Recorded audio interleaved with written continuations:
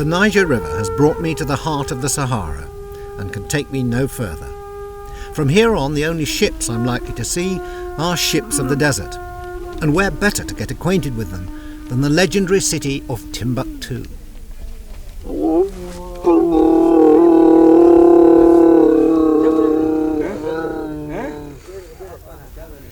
Well, I've reached Timbuktu. I said I've reached Timbuktu. I said I've reached Timbuktu. I'll say it again. And back in the Sahara, for the first time in the land of the Tuareg, the great Saharan nomad traders who founded Timbuktu about 800 years ago as a trading post for that most precious commodity of the Sahara, the salt. And the extraordinary thing is that still today, the salt is brought down on camels in these great tablets, as it was all those years ago from the mines 800 k's up into the desert. So nothing's really changed, has it? Well, you've changed, but you know, basically you look the same as the original camel herders, don't you? How is it lugging all that salt around? It must be sheer hell. Is it nice now it's finished? Yeah. But things have changed. In Timbuktu today, the Tuareg are more likely to be found camped against the walls, sheltering from the desert rather than crossing it. And the walls themselves are not what they used to be. Once inside the crumbling ramparts, it's hard to tell what it is about this desert city that has enthralled travellers for so long, and why it is that so many risk their lives to reach streets like these.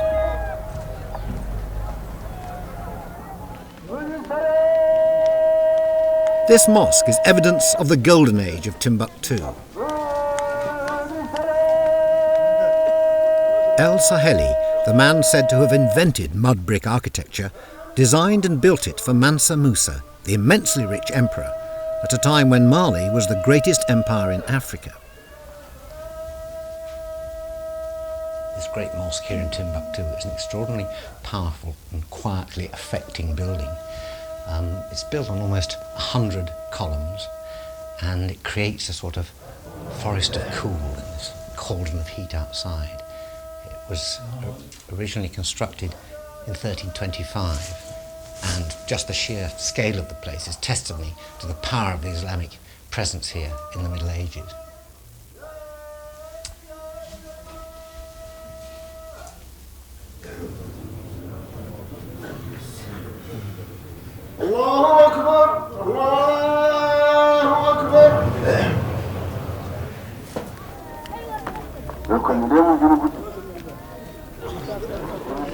It's Friday in Timbuktu, the holiest day of the week for Muslims, and after prayers the Imam invites me back to his house.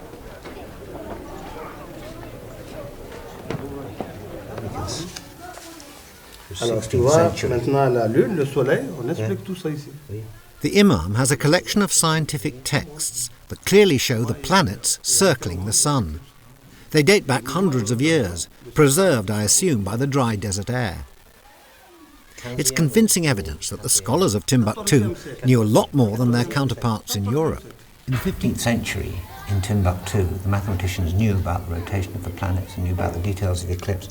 They knew things which we had to wait for 150, almost 200 years to know in Europe, when Galileo and Copernicus came up with these same calculations. And were given a very hard time for it.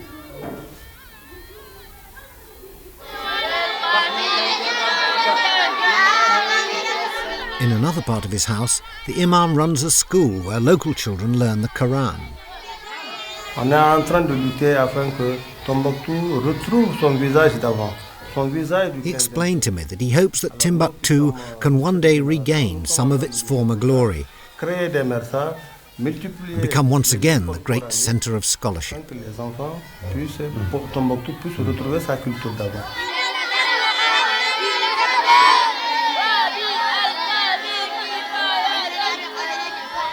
After the Middle Ages, Timbuktu slid into decline, but its mystique grew, stoked by the fact that no one could get to it.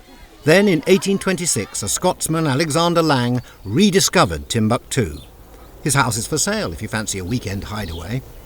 Over a period of about 350 years, 43 separate people tried to get to Timbuktu, and only 4 of them succeeded. Which Lang was the first. When he got here, it looked pretty much like this. He wasn't greatly impressed, and it was certainly not the fabled city of wealth that he'd expected. Anyway, he stayed here for a while, and they were very hospitable. And as he went home, he fell out with the people who were taking him back across the Sahara. They asked him to convert from Christianity to Islam. He said no, so they cut his head off at the age of 33. That was the end of Lang, but his house is remembered here, and as I say, it is still available. I can see myself festering here, gazing mournfully back at the past, but the desert beckons.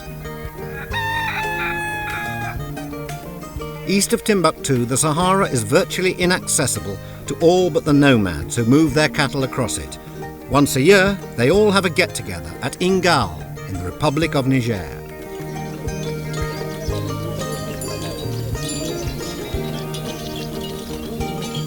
These are the Wadabi, a tall, elegant people thought originally to have come from Ethiopia. They walk and ride hundreds of miles every year, seeking pasture for their cattle.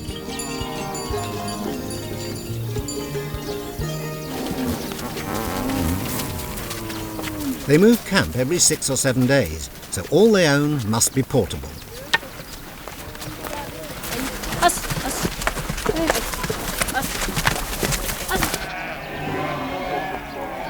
Recent rains have brought food and water, and they must take every advantage of these conditions to fatten their cattle. The Wadabi grow no food, so without the animals they would not survive.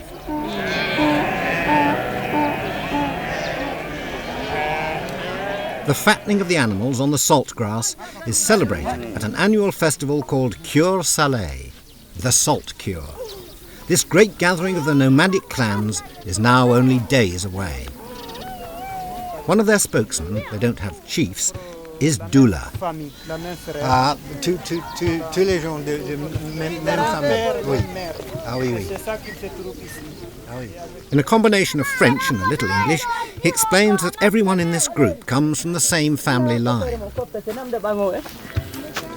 Perry. Ah, Perry. Qui est Perry? Et ça, je te présente Perry. Ah, Perry. Ouais. Ça va? He introduces me to Perry, who sports a heavy-duty pair of Austrian sunglasses, which I never see him remove. Though Perry looks like the godfather, Dula assures me he's only the brother-in-law. Ah, yes. The obvious non-family member is a French student called Céline, who's been living with the group and working with the women. She shares everything, including the contents of her medicine bag, which are much in demand. What are the relationships like among the Wadabi between the men and the women? I know some of them have 3 or 4 wives. Are there other problems there? It's a free life here. The woman is, well, I can't say free, but more or less free, like all around the world, a free woman. So she's with her husband. Yeah. But if she wants, she can't leave him. She can't go to with another man. They're quite liberated sexually. More or less, yes. Yeah. It's important for them to look beautiful. So Yes, very important. When a man chooses a woman, or when a woman chooses a man, the first thing they look is the beauty of the person. This must be one of the most extraordinary beauty contests I've ever seen. It's called the Gerawal, and it's the sort of Wadabi equivalent of the high school hop. The young men go to enormous lengths to make themselves irresistible. This means plenty of makeup, exotic hairdressing, the ability to repeat the same song and the same movement for hours on end, and some very fancy eye work.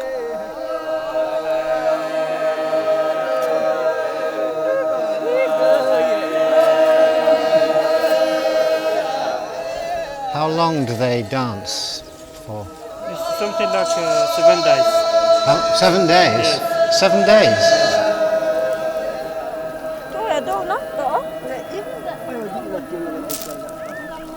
Now it's the girls' turn. Once decked out in all their finery by doting mothers, aunts and grannies, they will parade in front of the boys and make their choice of partner. They look very beautiful, very young, and rather frightened.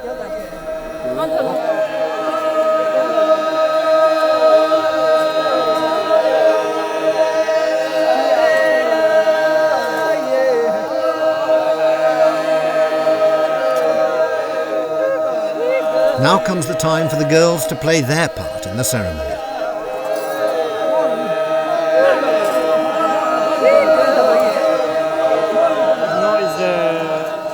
Do they come forward? Yes, people like women want to swear this. Though the girls have the right to choose, it looks to be more of an ordeal than a privilege. Their choice must be made in full view for everyone to see.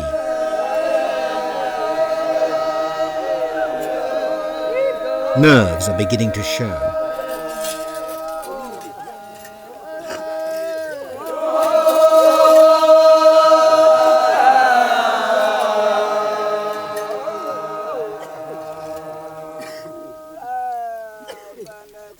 And do the girls, they choose one boy? Yes. They go up and they put their hand on them? Yes, maybe one woman, maybe two. If you're supposed to be. Yes. Guided by the mistress of ceremonies, each girl walks the line until contact is made and the choice announced in the traditional way.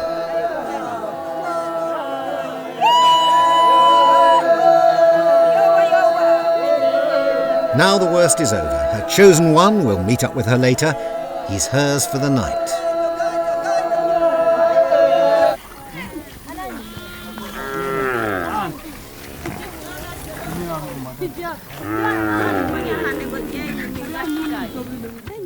Next morning, over breakfast, I meet a boy and a girl who got together at last year's Garawal. Rene, tucking into millet porridge, was chosen by Gooday, and they now have to decide whether they want to get married or not. This is not a marriage for the parents. C'est pas mariage pour les parents. So they love each other and sort of like each other. Yeah. C'est juste mariage pour l'amour, ils s'entendaient bien. Oui, yeah. Many people from Wadabe go to... Doula explains that although they've been lovers for a year, Gooday wants to go to Cure Saleh and see how Rene shapes up in the big Garawal dance. Yeah. Qui danse bien. Oh, yes. If he dances well, sings well and looks good, she'll very likely decide to be his wife. Danse, comment il va faire, et après ils vont faire le mariage. Then they can claim the family bed, most important of all Wadabi status symbols. But until Cure Saleh's over, Gooday's keeping everyone guessing.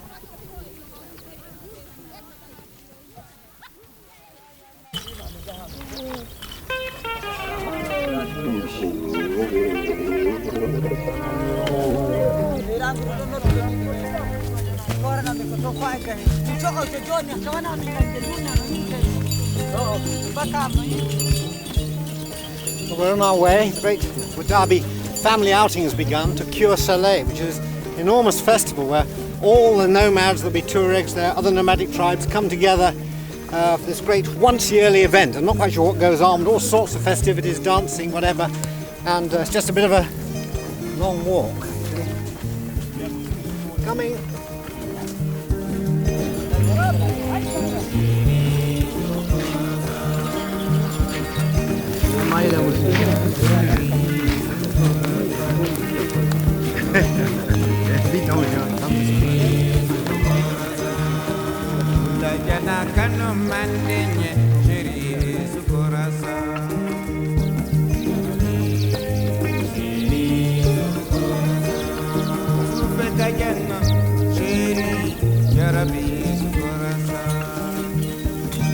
The town where Cure Saleh is celebrated is 60 miles from the camp, and no, I admit it, I don't walk the whole way.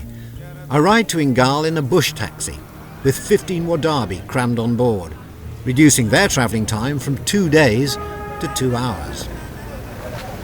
Well, we've now reached Foma. We Wadabis. Hello, in Wadabi. The Wadabi, we've finally reached the big city. I mean, it isn't a big city at all. It's a place called Ingal. It's actually quite small, but it's where Cure Soleil takes place. And after where we were, it is a big shock because suddenly there's walls, there's cars, there's police. There are people looking to rent out property to them. They've got this courtyard here from some Hausa boys, probably at a bit of a high rent. And there's a kind of feeling it's not totally comfortable here. You know, country boys come to the big city. There are lots of their fellow families out there, but they haven't really found them yet. They're just sort of making a base here. It's just very different, and at the moment slightly sort of hostile, cautious feeling about it all. You're going to go out. Hello, Foma, how are you? They're so lovely because you just walk at this very gentle pace. And out there, complete mayhem.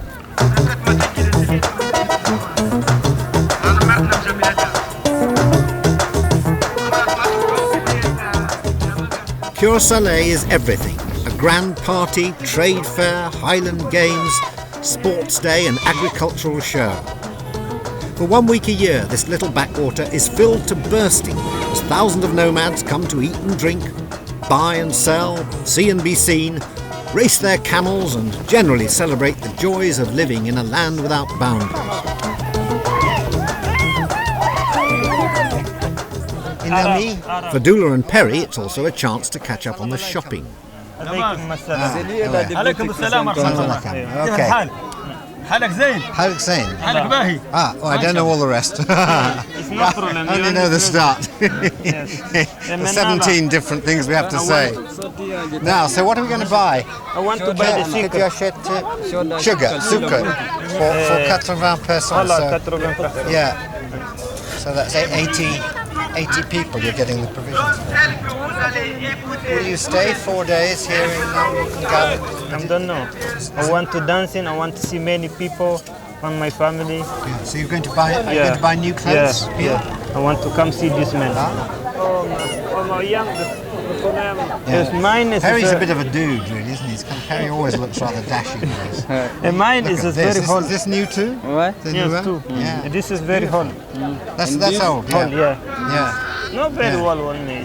Oh yes, look at that. Yes, something like this. Yeah. You're so much. The clothes are so much more interesting than mine. I mean, Yeah, it's not same. these trousers, here they are. It's yes, good. They are in beige. It's good too. But I like these. This Yeah, one. me too. I'm like it. You like that? Every people like this. Bonjour.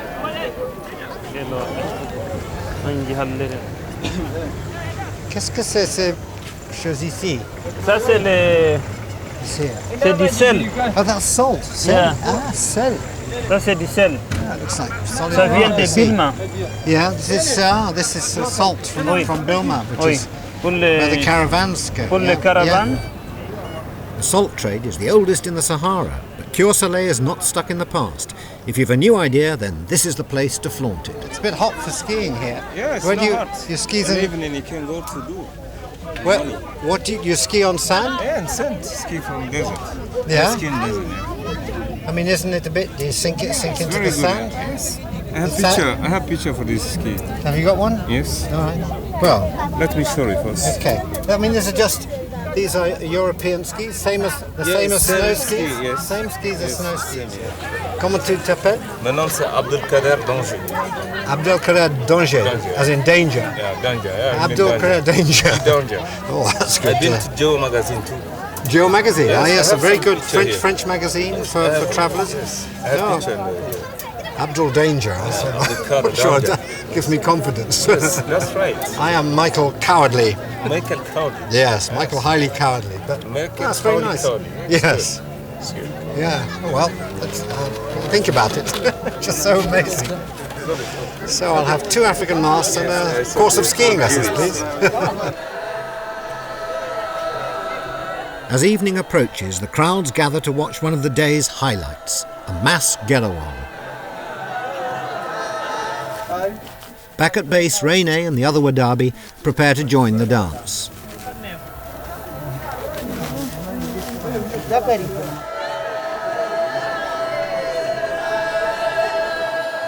They'll be facing some strong competition.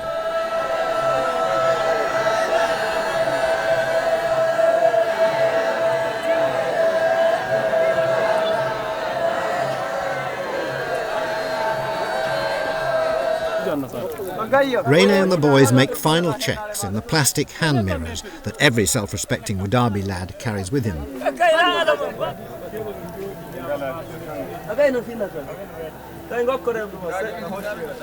With ostrich headdresses rounding off the outfit, they're ready for the big time.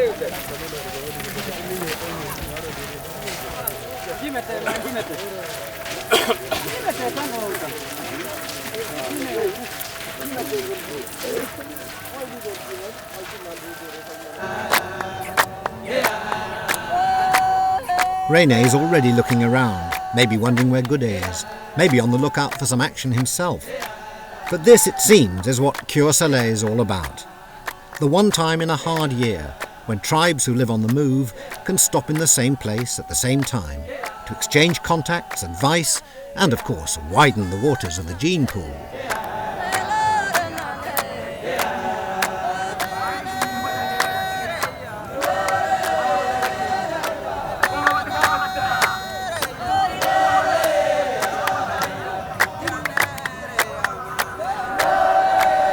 I've benefited from Cure Saleh as well, finding a group of Tuareg who've agreed to let us go with them on a salt caravan, leaving from a nearby village. The journey will take us across an arid furnace of desert, but on our way to the village, the almost unbelievable happens. Well, there is water in the Sahara. When the rainy season hits, it's pretty dramatic. This morning, I would have just walked up here. It would just been like a beach anywhere. This has happened within one day. This will continue to grow. Rains have fallen somewhere, I don't know quite where. This will continue to come up probably to about my waist height here. And in a week, it'll be gone and dry again. At the oasis of Tabalot, this precious water stays close enough to the surface to create a minor miracle. This is like the Garden of Eden, Omar. And this is Omar, the man who will soon be leading me and the camel train across the burning sands. Orange, oui, merci. Ouais, fresh.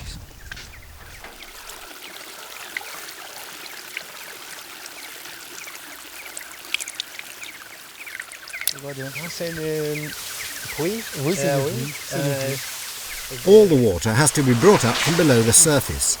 This well is some 50 feet deep. A camel works the wooden winch and a goatskin bag spills the water into a network of irrigation channels. It's a method as old as the Bible, probably older.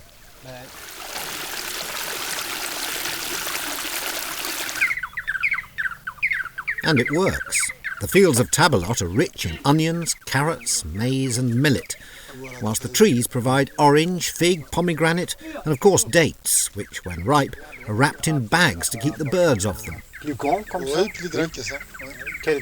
Quel est le plus grand? Le plus grand c'est 20 mètres. 20 mètres?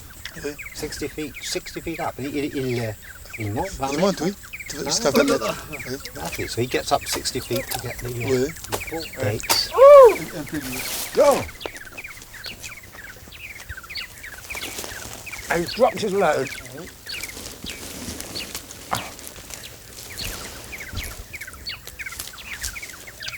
I only wanted 3.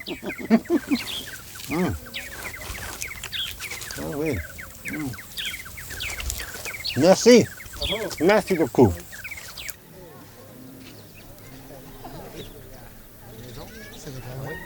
Omar's home is in the centre of the village, a mile or so away from the well. He's taking me to meet his family. They speak only Arabic or Tamahak, the language of the Tuareg, but Omar has French, which is a lot better than mine. He tells me he has 4 wives and 15 children. 15 children? Oh. Tu es riche? Non, un enfant, oui. C'est un problème d'avoir 4 femmes? Problème? Oui. Though he smiles easily enough, things are clearly not as rosy as they look. He has a problem finding enough money to buy food and medicine for all the children, particularly the little ones who cannot work. C'est un peu dur. Yeah. Comme il y a des enfants, il y a des petits-enfants. Yeah. So it's pas facile. Difficile. C'est très difficile. Difficile avec les enfants. His wives seem to be of all different ages. and I ask him if there are problems having all 4 of them under the same roof at the same time. Femmes dans la Oui, même maison. beaucoup de problèmes. Yes, he says there are many, many problems. They all seem to boil down to the same thing: jealousy. Jalousie. Jealousy, yeah. Oui. Yeah. Mais peut-être si tu as Wouldn't it be easier, I ask in my impertinent Western way, to have just one wife? with one woman, it's not difficult. Yeah, one wife, pas difficile. Pas difficile. Yeah. So maybe. Mais avec 4 femmes, c'est très difficile. Ah yeah. But pourquoi Omar agrees that it would probably be much easier. But then, as he puts it, he wants lots of children. So he needs lots of wives. Je veux beaucoup Yes, d'enfants. you've got a lot of children. Yeah. I think in his own modest way, Omar rather likes the idea of starting a dynasty.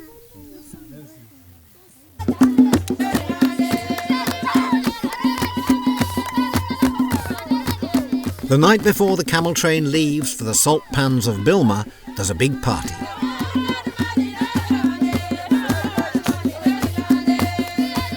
The dancing gets wilder and wilder as the men strut every step they know to impress the women. And there's no sitting it out.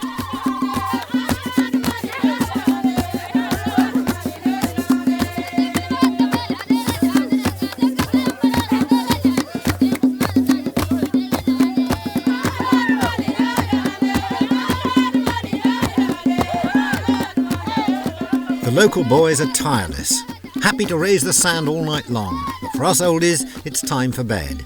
There's a long, hard journey ahead.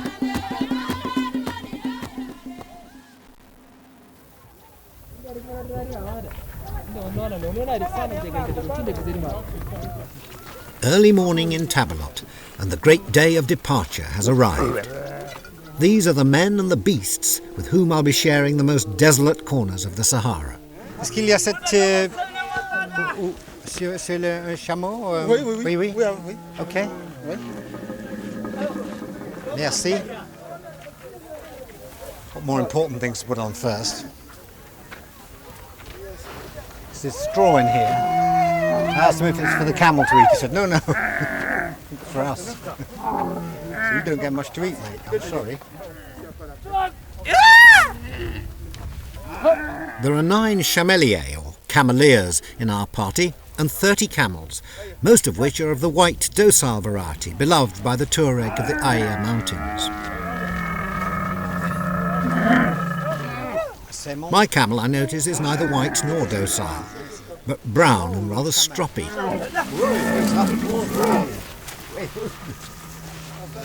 So excited to have my bag on board. I wanted to make off with it. Yeah. Il a un nom? Oui, Il a un nom? Koik. Koik. Koik. Koik, I think, means he who takes foreigners. Koik. Koik. A Koik. We're ready to go. Everything we need for the journey has to be carried on the backs of the camels, except of course fresh food, which walks alongside. Well, here we go. Not quite sure about me yet. Come on. Well, this is it. It's not quite what I expected when I had camel rides on the beach or once around the pyramids. This is the real thing. Start of the train. I failed already. I've got him a few yards anyway. So we leave Tabalot, a modest caravan compared to the one which left here in 1922, observed by one Captain Buchanan, who estimated it to be 6 miles long.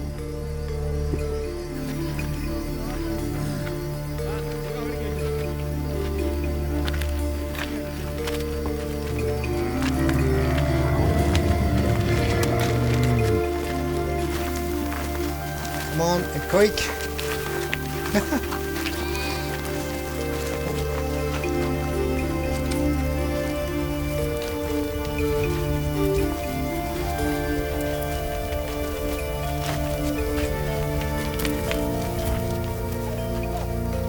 It's 350 miles across the desert to Bilma, but all being well, I shall be leaving before that and branching north towards the Algerian border.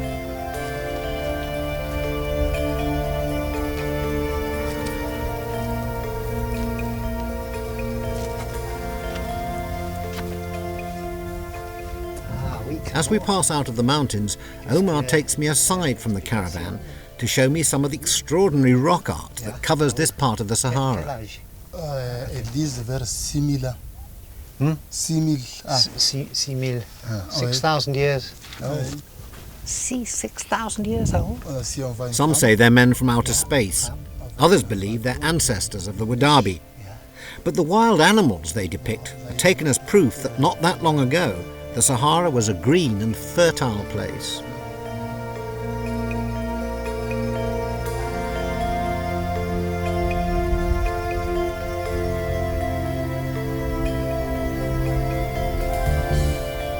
Since the last ice age ended, the Sahara and its wildlife have borne the brunt of the long process of global warming. Now the camel, introduced from Arabia about the time of Christ, has this parched wilderness almost to itself.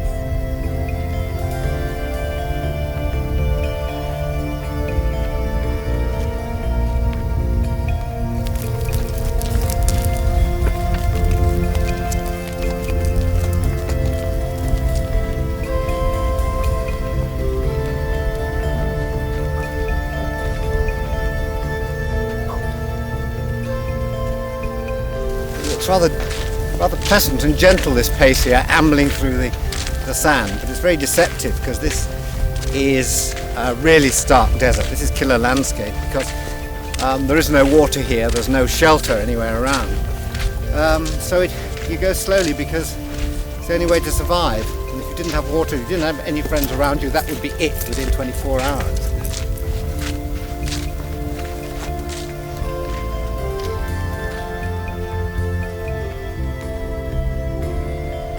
The camel, or dromedary as these single-humped animals are sometimes called, is a marvellous desert machine.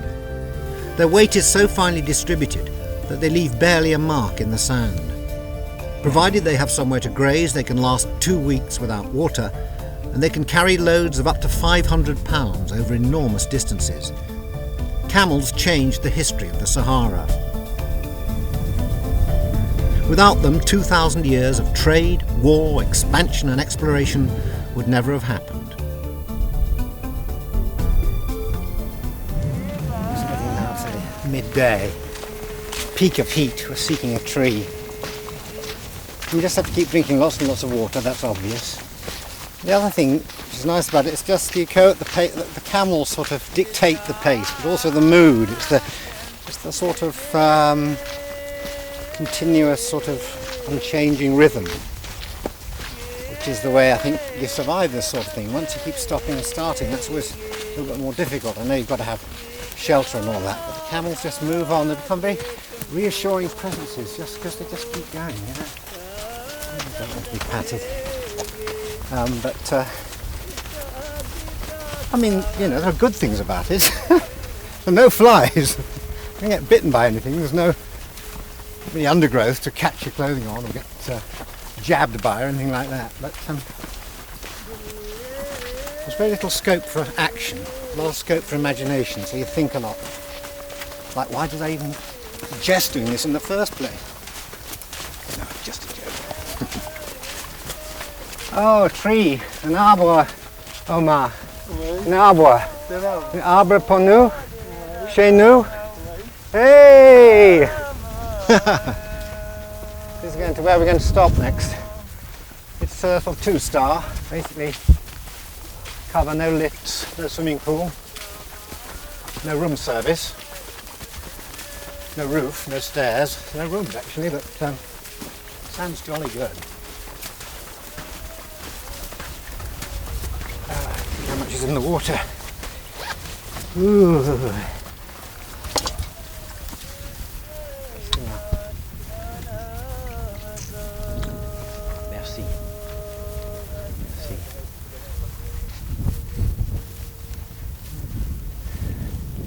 Merci, Omar.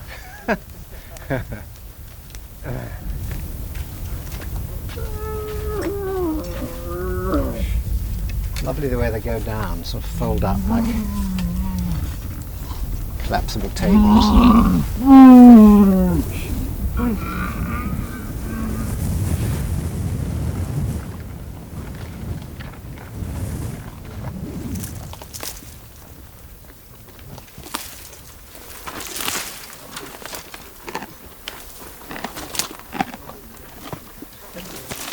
This is what they actually eat off the acacia tree, but to get at the greenery, which I suppose is what they want, there are these amazingly long and very, very sharp thorns. Look at that, it's about a couple of inches long, incredibly sharp. They just sort of chomp that off. What must go on in their mouths, the tongue and the side of the mouth and the gullet, God only knows. I mean, I wouldn't eat this, even in a sandwich. Well, possibly in a sandwich. I'd eat anything at the moment, I tell you.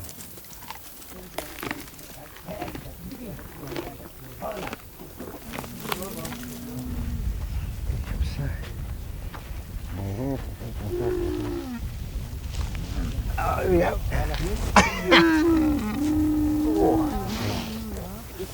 Okay.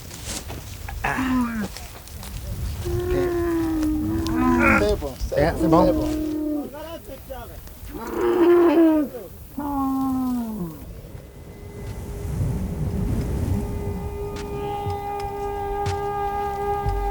The midday temperatures peak at around 56 Celsius, and only in late afternoon, when the day begins to cool off, is it safe to set out again.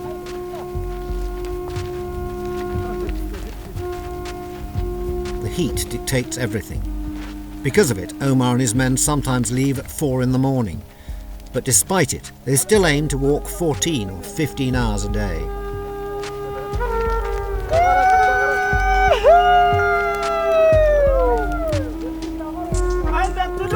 Camels, but I find walking this soft sand is the most tiring of all.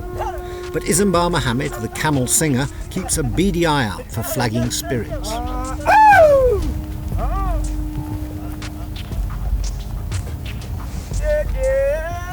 Tree you see over there? Your expectations on this become so low that just seeing one tree becomes a wonderful luxury object. You can understand what coming to an oasis means to these people. Everything's just pared down. Very minimal expectations.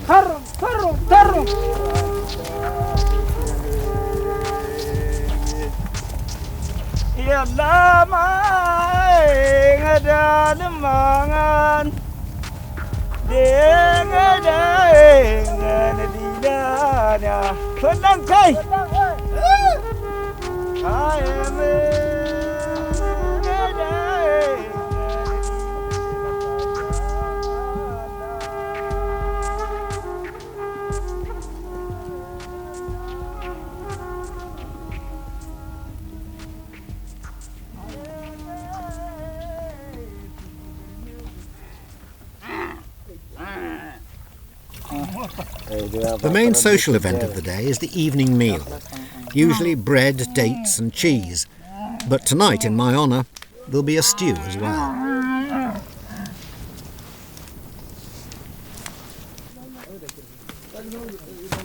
Everyone has a job to do. Omar and Isambard slaughter the sheep, Osman bakes bread in a sand oven, and Musa plaits some fresh twine to secure the camel loads. I'm still recovering.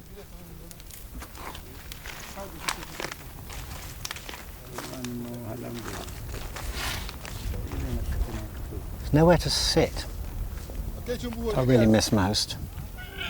I mean, sit here, but this is actually their bedding and their food for the animals. I can't really sit here for long. I don't believe in chairs. I do find at the end of a long walk it'd be nice to just flop down on a chaise longue or something.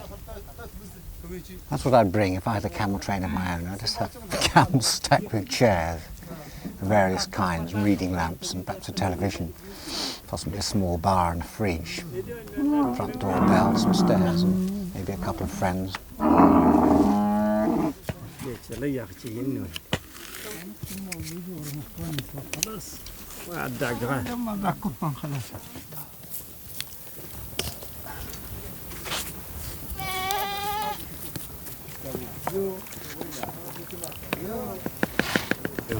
مرة تناقل يكون سكتر تحتين قلت تقدر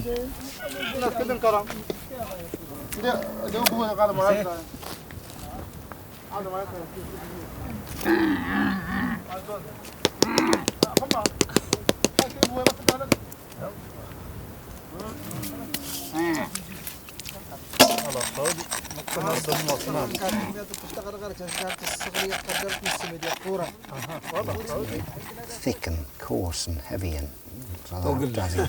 Dogilla. Dogilla. Dogilla. Dogilla. Dogilla. Dogilla. Sa tegilla la.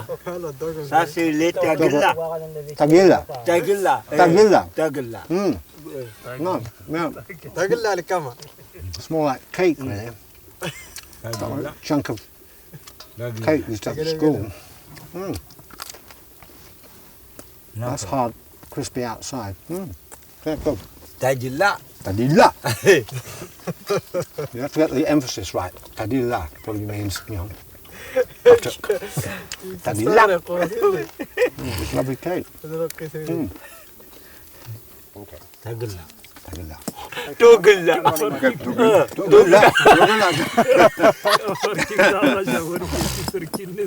You're a great audience. Almost, yes. I think actually I'm doing something probably wrong here, another breach of etiquette, because they seem to be breaking up the tagula into the bowl here. So I suppose they're going to put sauce on it, but you're popping a bit in your mouth at the same time. So I'll do a bit of that. Un peu tegilla. Un peu tegilla. Un peu tadilla. Un peu tadilla. Dogilla. Dogilla. Dogilla. They're probably teaching me all the wrong words. They're probably saying, it's a lot bit. الناس لما الناس مرسوها صورهم والتوقلا وما Dogilla. تاجلا تاجلا توقلا توقلا It's a minimalist joke, but it's going very well.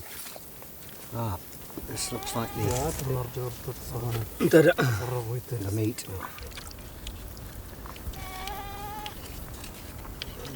An odd feeling to be eating one of the three creatures I've got to know quite well as we walk along, because I mean the camel's right up there, and the two little sheep and the goat we've been walking with. Rather sweet, really, and they get kicked about a bit. No one seems to care about them, or rather identified with them. One of them has now been dispatched, and the others are sort of swinging on the bush, and the other two are sort of looking around, obviously sort of, well, what would happen to Bert, you know? Don't seem too concerned. I think he laid down his life for a good cause. This is actually for Tuaregs a banquet, because they very rarely have meat when they're on the journey. I think they just have couscous. There'll be a lot of sand in it. There always is here, especially with the wind blowing. It gets everywhere. Yeah. Now what do we do? Oh, for me? Yeah. Oh, thank you.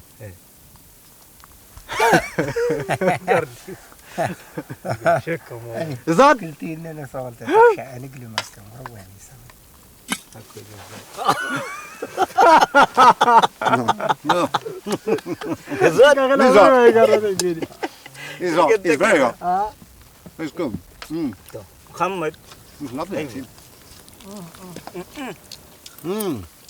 It's hot. Is that? It's hot. Very good. Tuareg licked, I think.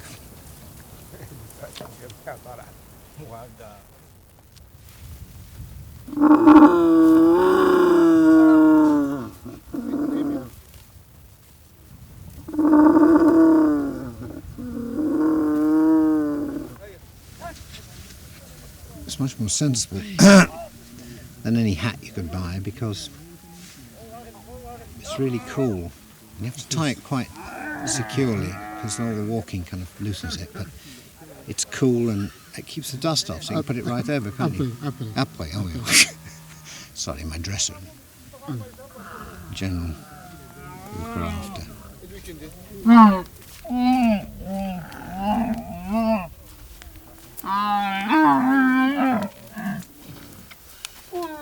ذكر see out of it. And might walk into a camel. That's it, see? Brilliant. And this can go up.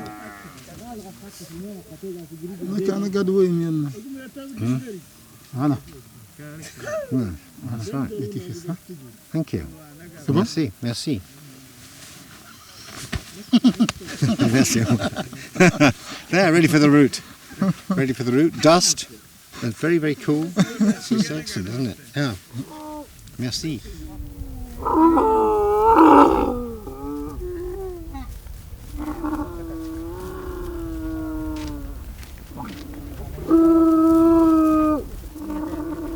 One thing I've really got rather used to now about the camels is the strange rumblings that go around the camp whenever they're either being loaded up or being put down. You can hear one going now. And it's almost like some sort of language, and I'm not quite sure whether it's what it is when they're going to start off. Is it anger? Is it protest? Or is it just sort of, here we go again, another day at the office?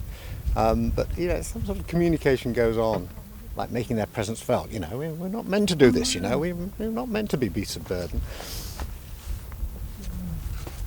I should develop a noise of my own, I think, to go with it. I'll try one. Good. Works.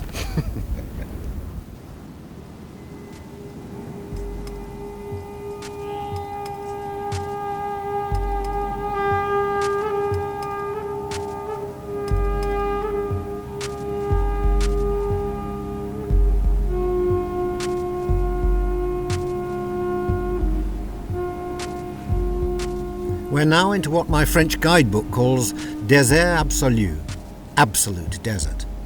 The earth stripped clean, as bare as a glacier, as featureless as the sea. The outside world is so far away as to be almost irrelevant.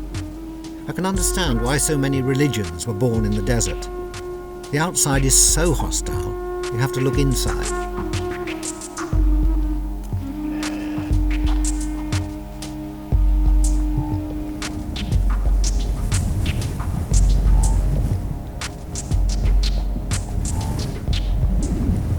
Then, just as I'm beginning to achieve a little spiritual harmony with this great emptiness, I'm reminded that in the 21st century, the outside world is always closer than you think. We don't have the desert to ourselves after all.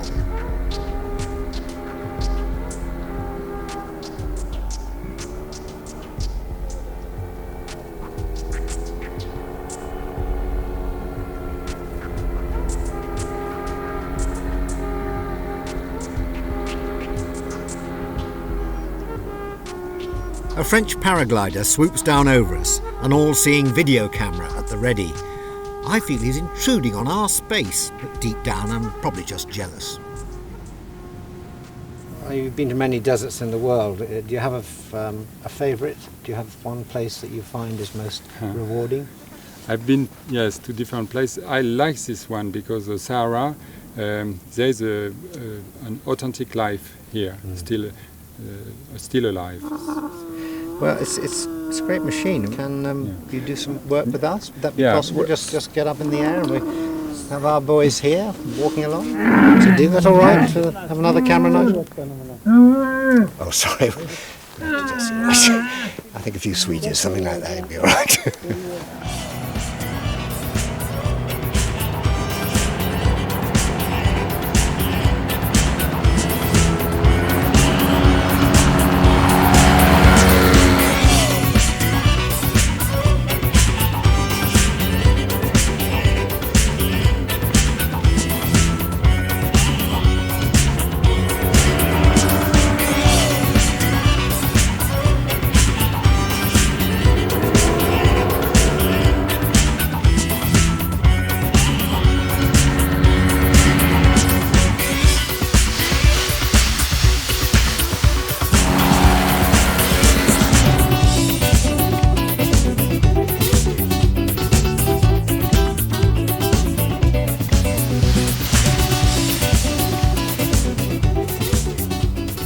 I think this might be just a streak of Yorkshire Puritanism, but I don't want the Sahara to become an adventure playground.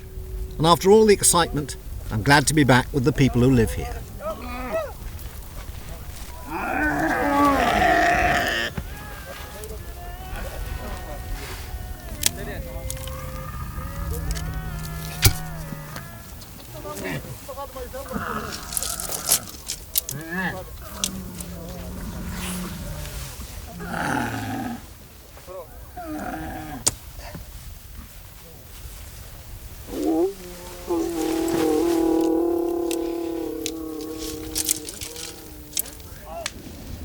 Oh, it seems a bit bizarre having a fire in the Sahara after it's been 132 degrees Fahrenheit this afternoon. 56 centigrade, but it goes down to, it gets quite cold at night, it goes down to about, well, can get as low as the high 80s. You know, sort of 40 degrees, well, 38 degrees at night. And it suddenly, oddly enough, it seems cold. It seems, anyway, it's just nice to have a fire, very friendly and companionable. And I can make my joke about, is up? Is that? You see? Is up? Goes down a bomb there. Is up? I think it's not quite this.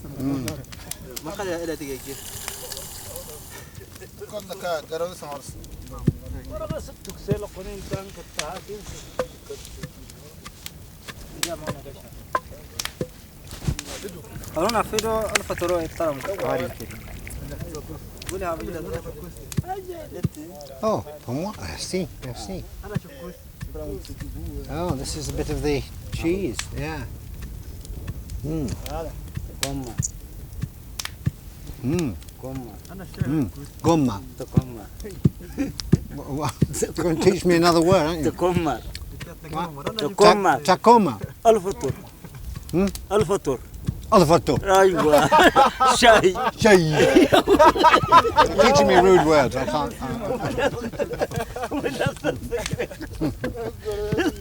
Oh, these little Tuareg soirees.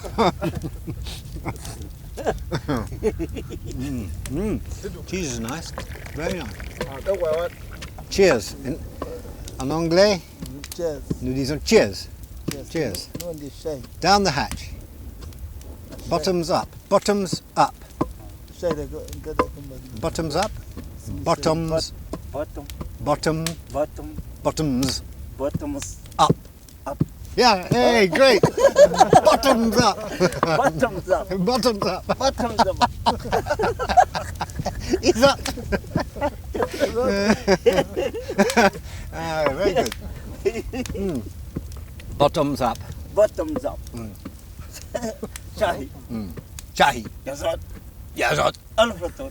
Al-Futur. Tacoma. Tacoma.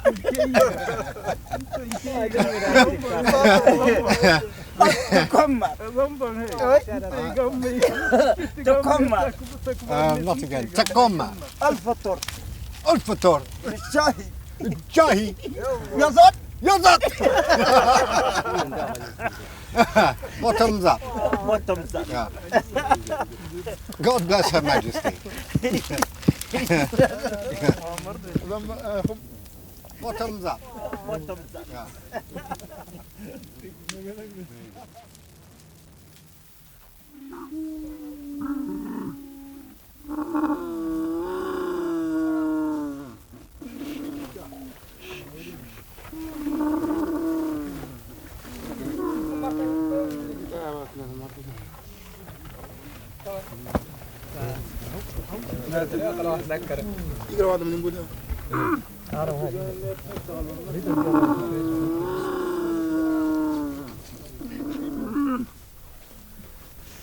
Omar helps me load up for the last time. Later today our ways will part, and already they've got someone new to look after.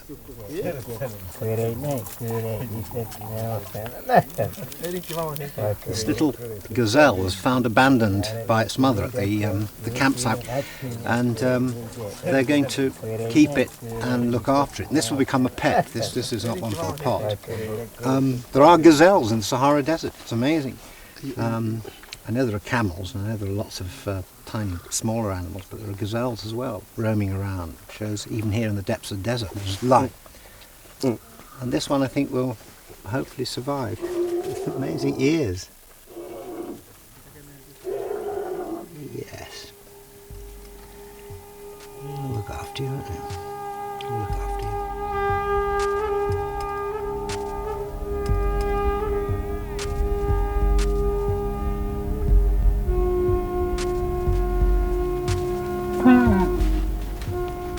It's always the way, isn't it? Just as I'm learning how to cope, it's time to move on. I shall miss all this, the regular rhythm of the day, the reassuring pattern of life on the move.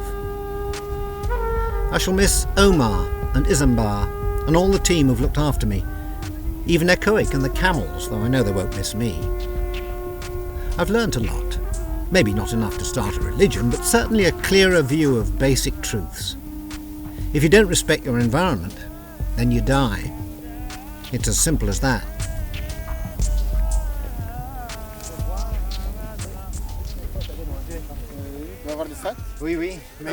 Omar will doubtless be delighted to see the back of us.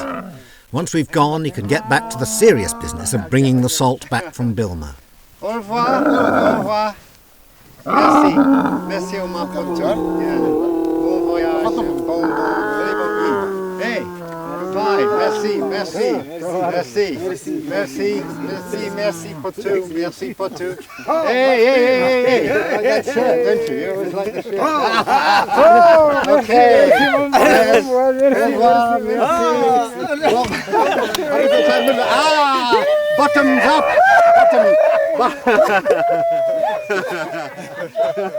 Oh, she's going to win the Oscar for this, isn't he? Stop it! It's my show! Damn it, it's my show! Okay.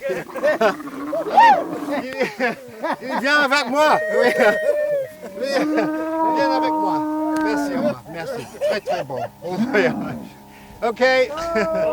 Now then, which way? Yes. Okay. Tak poma. Photograph. Bottom up. Bottom up. Bottom up. Bottom up. La coma. Izot. Izot. Izot. Izot. Ekoi. Izot. Koi. Izot.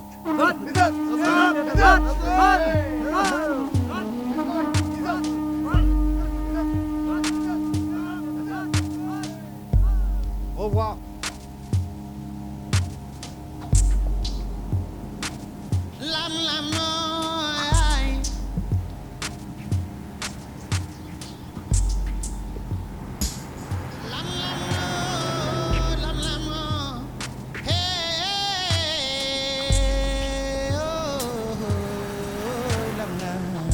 Right, let me see.